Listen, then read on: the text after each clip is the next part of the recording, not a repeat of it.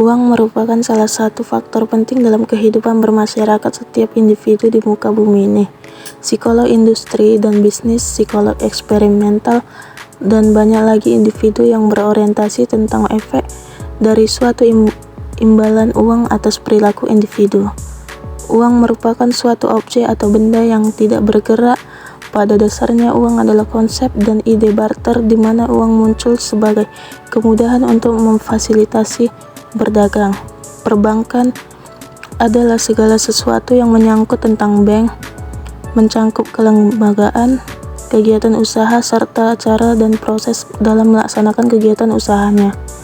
Bank adalah badan usaha yang menghimpun dana dari masyarakat dalam bentuk simpanan dan menyalurkan kepada masyarakat dalam bentuk kredit dan atau bentuk-bentuk lainnya dalam rangka meningkatkan taraf hidup rakyat banyak. Fungsi uang dan perbankan. Fungsi uang sebagai media pertukaran hanya dimungkinkan bila uang dapat menentukan ukuran nilai dari setiap barang dan jasa yang akan dipertukarkan. Fungsi perbankan menurut Ismail dalam manajemen perbankan adalah bank merupakan lembaga keuangan yang fungsi utamanya adalah menghimpun dana dari masyarakat, menyalurkan dana kepada masyarakat, dan juga memberikan pelayanan dalam bentuk jasa perbankan. Selanjutnya, jenis-jenis uang. Yang pertama, uang berdasarkan lembaga atau badan yang mengeluarkan uang. Jenis uang yang diterbitkan atau dikeluarkan lembaga terdiri dari uang kartal atau common money, merupakan uang yang diterbitkan atau dikeluarkan oleh bank sentral yang digunakan untuk transaksi jual beli yang layak dan sah, berupa uang kertas maupun uang logam. Lalu uang giral atau simpanan di bank, merupakan uang yang diterbitkan oleh bank umum atau bank komersial dan sewaktu-waktu dapat digunakan untuk transaksi pembayaran, seperti cek, biliar, gear, atau traveler sequence credit card. Yang kedua, berdasarkan jenis bahan pembuatannya.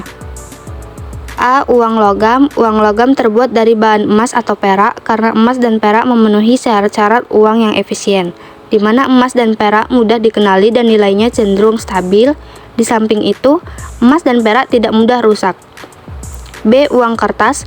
Uang kertas merupakan alat pembayaran yang sah dan resmi, yang terbuat dari kertas khusus dan standarisasi baku, di mana pada uang kertas tersebut terdapat warna, gambar, dan cap khusus.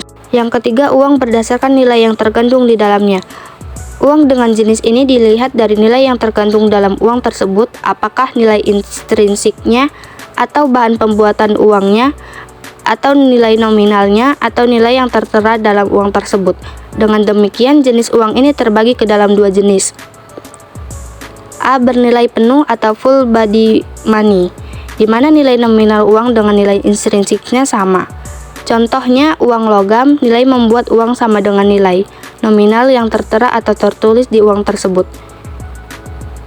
B. Tidak bernilai penuh, representasi full body money, di mana nilai uang dengan nilai intrinsiknya lebih kecil dari nilai nominalnya. Contohnya, uang kertas. Yang keempat, uang berdasarkan kawasan. Uang dengan jenis ini bisa dilihat dari daerah atau wilayah berlakunya mata uang tersebut. Artinya, bisa saja suatu jenis mata uang hanya berlaku di suatu wilayah tertentu dan uang tersebut tidak berlaku di daerah lainnya atau sebaliknya. Di mana jenis uang berdasarkan kawasan dapat dibagi menjadi tiga. Yang pertama, uang lokal merupakan mata uang yang berlaku di suatu negara tertentu dan tidak berlaku di negara lain. Misalnya, rupiah hanya berlaku di Indonesia, mata uang ringgit hanya berlaku di Malaysia. Yang kedua, uang regional merupakan uang yang berlaku di kawasan tertentu yang bisa lebih luas berlakunya dari lokal, seperti mata uang euro yang berlaku tunggal di Eropa atau di benua Eropa.